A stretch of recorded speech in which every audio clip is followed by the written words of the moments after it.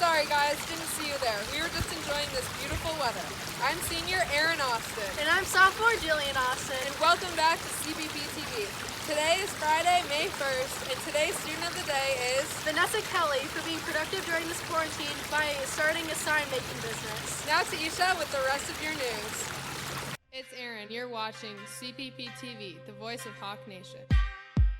Your voice of Hawk Nation, Hawk Nation, Hawk Nation, Hawk Nation, Hawk Nation, Hawk Nation, Hawk Nation. Hey Hawks, I'm senior Isha Soni. While most of the community is under quarantine, there are still many local businesses in Corning working hard to meet their needs.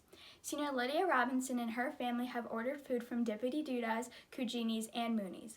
She said, "I'm happy to be supporting businesses during this time.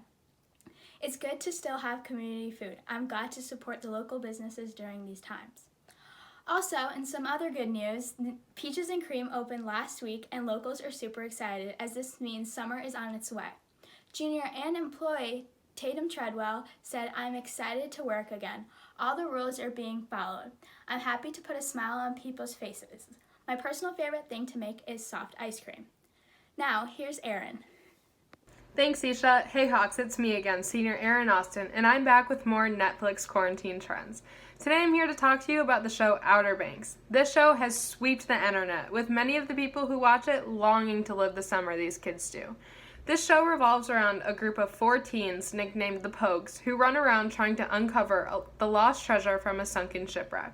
However, this is not the only uncovering they do, and they end up revealing many secrets from the seemingly peaceful place they live in. For me, again, the cute boys, the suspenseful story, and the mystery of it all leads me to give the show a solid 10 out of 10.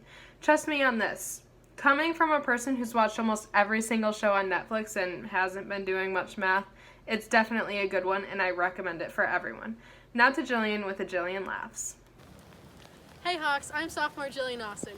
Okay, what kinds of trees have hands? Palm trees. Alright, now here's Parker with your weather. Hey Hawks, I'm sophomore Parker Wolf, bringing you your weather update while we're stuck in quarantine.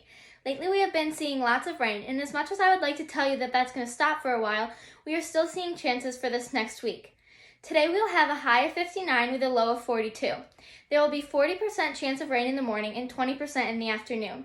Tomorrow it is looking to be much nicer though, with a high of 67 and a low of 48 with sunny skies all day long. Your next 7 days are looking to have highs in the 50s and lows in the upper 30s to 40s.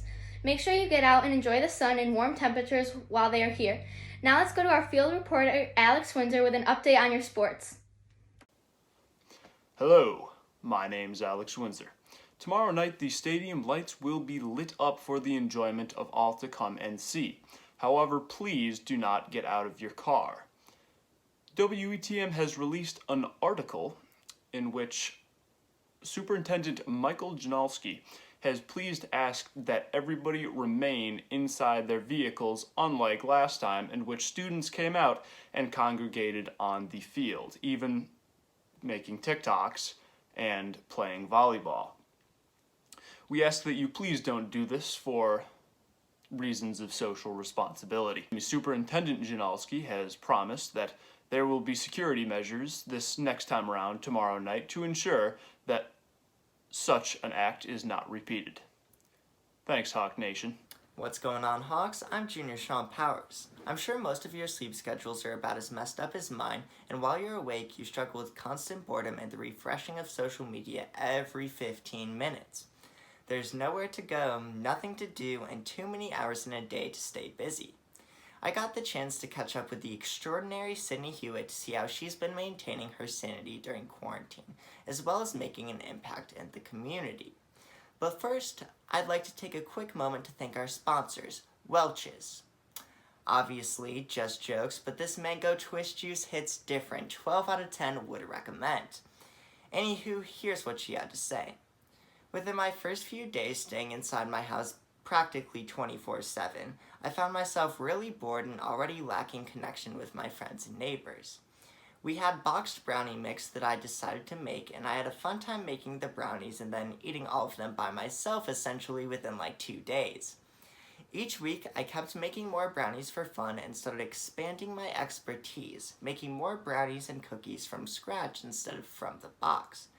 I found myself with far too many sweets for my family of 3, so I posted on my Instagram story offering to drop food off at people's houses if they gave me their addresses.